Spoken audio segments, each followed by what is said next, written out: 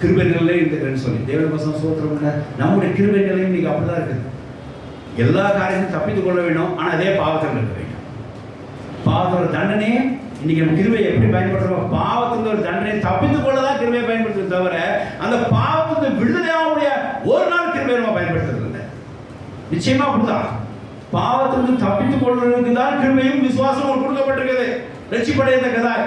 ஆனா இவங்க பாவத்திலிருந்து தப்பித்துக் கொள்ள மாட்டிருந்தா போதும். அது அதாவது பாவத்திலும் இருக்கணும், அது பாவத்துக்கு தண்டனை வராமல் இருக்கணும், அப்படி இருந்தா போதும்.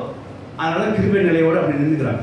விசுவாச நிலை, கிருபை நிலையிலிருந்து விசுவாச நிலை வரும்போதுதான் அந்த பாவத்திலிருந்து ரட்சிப்பு உண்டாகும்.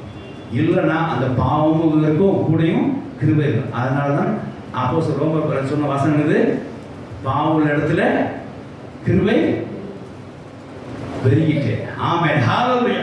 பாவம் கிருபை ஏன் பெருகிச்சு அப்படின்னா அவன் விசுவாசத்தை முடிச்சு வேலை ஏறி வர்றது தான். அதே சமயம் இவங்க என்ன சொல்ற, கிருபை எப்படி பயன்படுத்திக்கிறாங்க? பாவம் பண்ணிக்கணும், அது தப்பிக்கிறது கிருபையும் வேணும், அடுத்த நிலை வேண்டாம். இப்படிதான் கிருபையா என் பிள்ளை எல்லாரும் பார்த்துக்கணும் அன்னைக்குவாங்க. இவங்க விசுவாச நிலைக்கு வர மாட்டாங்க, இவங்க உலக வாழ்க்கை விட்டு வர மாட்டாங்க, இவங்க உலகத்துக்கு